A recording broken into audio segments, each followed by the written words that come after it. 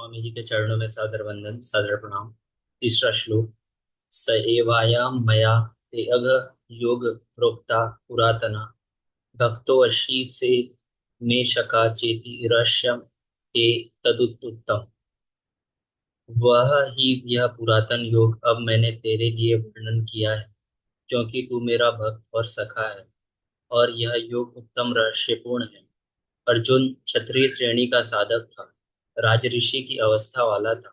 जहाँ रिद्धि सिद्धियों के थपेड़े में साधक नष्ट हो जाता है, इस काल में भी योग कल्याण की मुद्रा में ही है। किंतु प्रायः साधक यहाँ पहुंचकर लड़खड़ा जाते हैं। ऐसे अविनाशी किंतु रहस्यमय योग श्री कृष्ण ने अर्जुन से कहा, क्योंकि नष्ट होने की अवस्था में अर्जुन था ही। क्यों कहा? इसलिए कि तू मेरा भक्त है, अनन्य भाव से मेरे आश्रित है, प्रिय सखा है। जिस परमात्मा की हमें चाह है, वह सद्गुरु परमात्मा आत्मा से अभिन्न होकर जब निर्देश देने लगे, तभी वास्तविक भजन आरंभ होता है।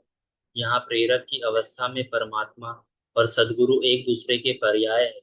जिस सतह पर हम खड़े हैं, उसी स्तर पर जब स्वयं प्रभु हृदय में उतर आए, रोकथाम करने लगे, डगमगाने पर संभले, तभी मन वश में हो पाता है। तुलसीदास मन बस होई तभी, जब प्रेरक प्रभु बरजी। जब तक इष्ट देव रति होकर, आत्मा से अभिन्न होकर प्रेरक के रूप में खड़े नहीं हो जाते, तब तक सही मात्रा में प्रवेश ही नहीं होता। वह साधक प्रत्याशी अवश्य है, लेकिन भजन उसके पास कहाँ। पूज्य गुरुदेव भगवान कहा करते थे, हो हम कई बार नष्ट होते होते बच गए, भगवान ने ही बचा लिया। भगवान ने ऐसा समझाया, यह कहा। हमने पूछा, महाराज जी, क्या भगवान भी बोलते हैं, बातचीत करते हैं? वे बोले, हाँ हो। भगवान ऐसे बतियावत है जैसे हम तुम बतियात, घंटों बतियात और कम ना टूटे। हमें उदासी हुई और आश्चर्य भी, भगवान कैसे बोलते होंगे, यह तो बड़ी नई बात है। कुछ देर बाद महाराज जी बोले, काहे घबरात है, तोहे से बतियाएं। अक्षरशः सत्य था उनका कथन, और यही साक्ष्य भाव है। सखा की तरह वे निराकरण करते हैं, तभी इस इष्ट होने वाली ऐसी स्थिति से साधक पार हो पाता है।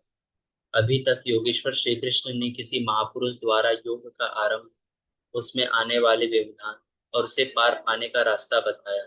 इस बार अर्जुन ने प्रश्न किया। धन्यवाद।